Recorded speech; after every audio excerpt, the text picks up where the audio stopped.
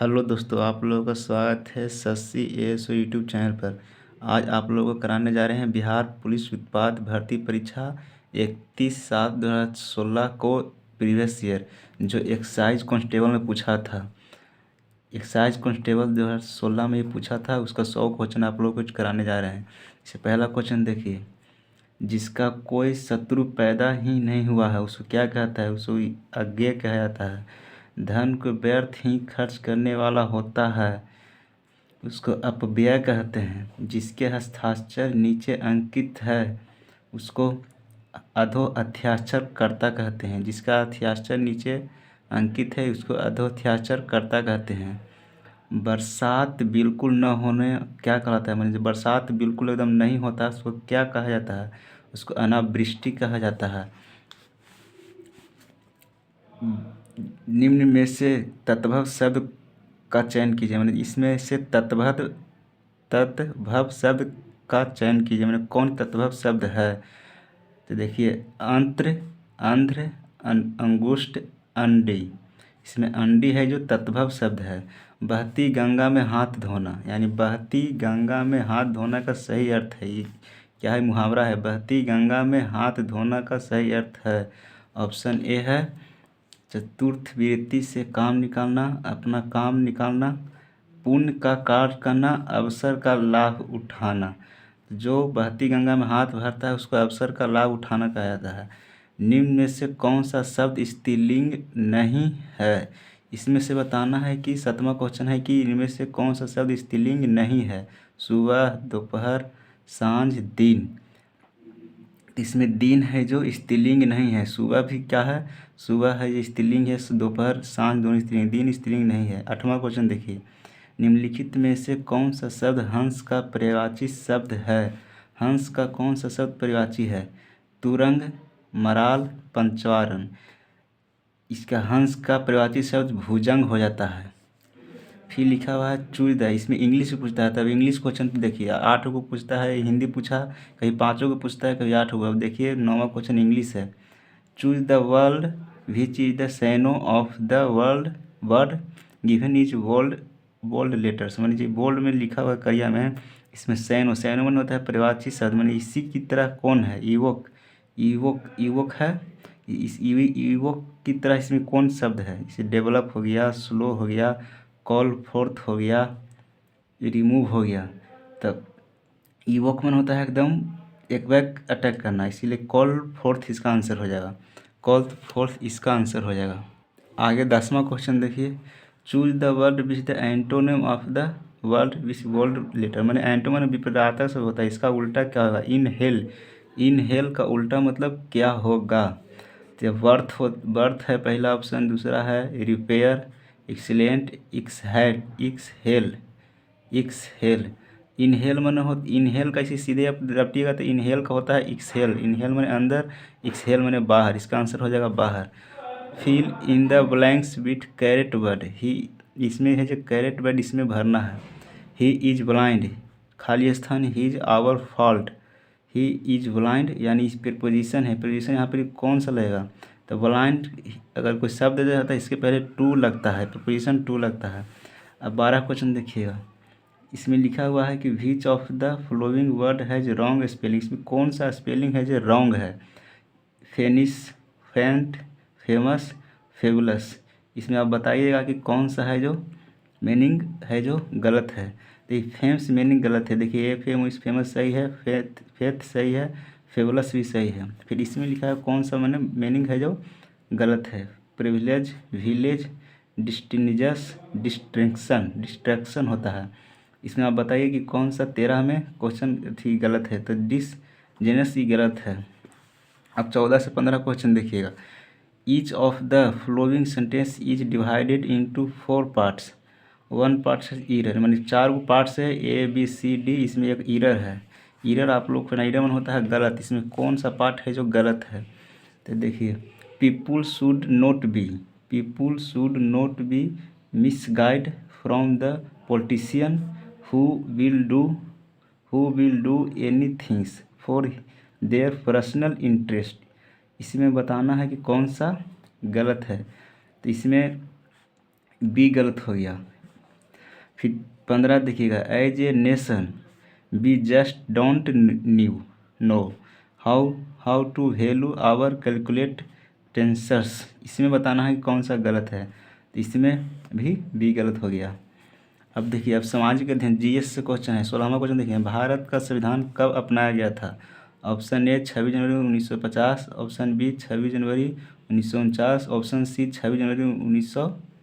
26 नवंबर 1949, sorry, D 15 अगस्त 1947। अब बताइएगा संविधान जो था जो कब अपनाया गया था? तो इसका हो जाएगा 26 नवंबर 1949, जो प्रस्तावना में लिखा हुआ 26 नवंबर 1949 को अंगीकृत किया गया था। अब 17 क्वेश्चन है, भारतीय राजनीति में कार्यपालिका किसके अधीन होता है? कार्यपालिका जो होता है ये किसके अधीन होता है? न्यायपालिका के, विधायिका के, चुनाव आयोग के, संघ लोक सेवा आयोग के। जो कार्यपालिका होता है, जैसे नेता हो गया, सांसद हो गया, विधायक हो गया, सब विधायिका के अंतर्गत आता है कार्यपालिका। चुनाव आयोग तो एकदम निष्पक्ष होता है। फिर 18वां क्वेश्चन देखिएगा, संविधान के लागू होने के समय निम्न आदर्शों माने आइडल्स में से किस को प्रस्तावना में सम्मिलित नहीं किया गया था? जैसे संविधान लागू हुआ था 26 नवंबर 1949 को, तो इसमें से किसको शामिल नहीं किया गया था? पहला स्वतंत्रता का, दूसरा समानता का, तीसरा सी हो गया समाजवादी का, डी हो गया न्याय का। तो इसमें किसको नहीं समान किया था? तो समाजवादी का। इसको कब किया था? तो 42वां संविधान संशोधन, महासंविधान 1976 को इसको शामिल किया गया था। अब आगे देखते हैं 19वां क्वेश्चन। 19 कह रहा है कि भारत के संविधान में मौलिक कर्तव्यों को किस वर्ष सम्मिलित किया गया था?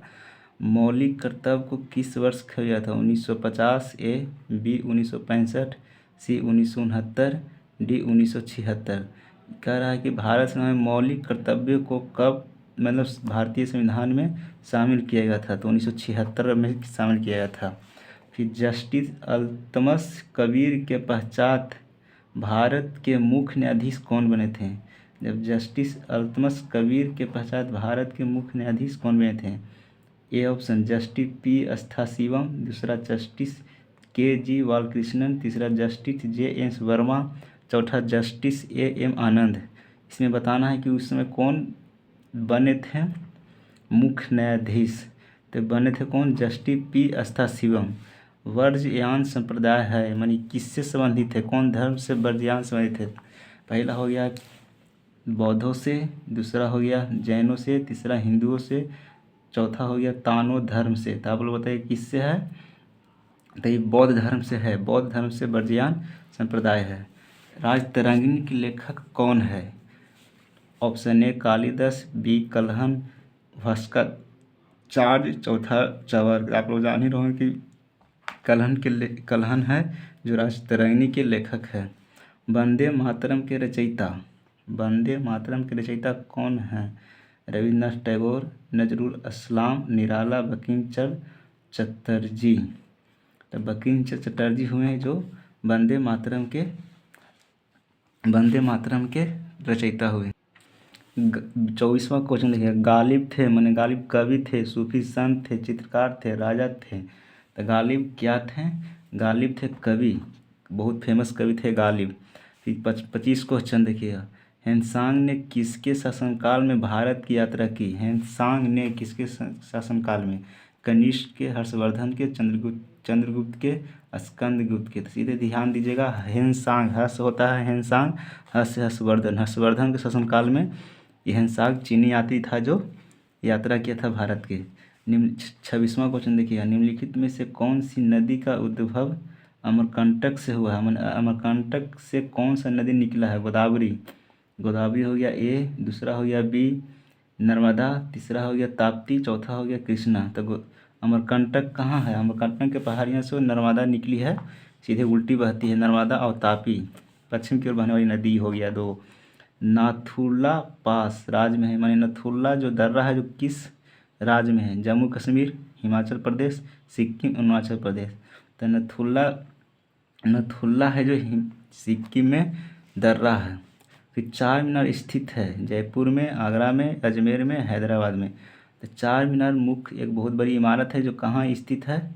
हैदराबाद में। डल झील कहाँ है? शिमला में, उदयपुर में, श्रीनगर में, माउंट आबू में। तो डल झील जहाँ नहीं, जम्मू कश्मीर, श्रीनगर में है। अब आगे चलते हैं 30 क्वेश्चन। 30वां क्वेश्चन कह रहा है कि किस शहर को गुलाबी शहर कहा जाता है? लखनऊ को, जयपुर को, भोपाल को, इंदौर को। बताइएगा किस शहर को गुलाबी शहर कहा जाता है? तो जयपुर को गुलाबी शहर कहा जाता है। सिंधु सभ्यता के निम्नलिखित स्थलों में से किस स्थल में गोडी यानी डकयार्ड होने का प्रमाण मिला है? डकयार्ड मन होता है जहाँ पानी के समुद्र के सटल, कहाँ मिला है? तो जानिए ऑप्शन है हड़प्पा, लोथल, मोहनजोदड़ो। लोथल में मिला है। अब आगे क्वेश्चन कह रहा है कि मान्यता अनुसार महाभारत की लड़ाई कुरुक्षेत्र में कितने दिनों तक लड़ी थी? क्वेश्चन बड़ा पूछता है कुरुक्षेत्र किस क्षेत्र में पड़ता है? तो हरियाणा, दिल्ली के क्षेत्र में कुरुक्षेत्र पड़ता है। तो कितनों दिनों तक महाभारत की लड़ाई हुई थी? 16 दिन तक महाभारत की लड़ाई की गई थी। 16 दिन तक 16 दिन 18 दिन तक महाभारत की लड़ाई की गई थी। योग दर्शन के संस्थापक कौन थे? तो आप लोग जानते हैं कि अभी भी फेमस है योग दर्शन के संस्थापक कौन थे? तो पतंजलि। पतंजलि ब्रांड हो गया है योग दर्शन के मामले में। उत्तरी बिहार का प्राचीन नाम क्या था? उत्तरी बिहार का प्राचीन नाम क्या था? ए भज्जी, वत्स, सुरसेन, अवंती। अवंती जो है जो मध्य प्रदेश में पड़ता है। भज्जी थो वैशालियों कहा जाता था। तो उत्तरी बिहार का प्राचीन नाम क्या था? भज्जी था।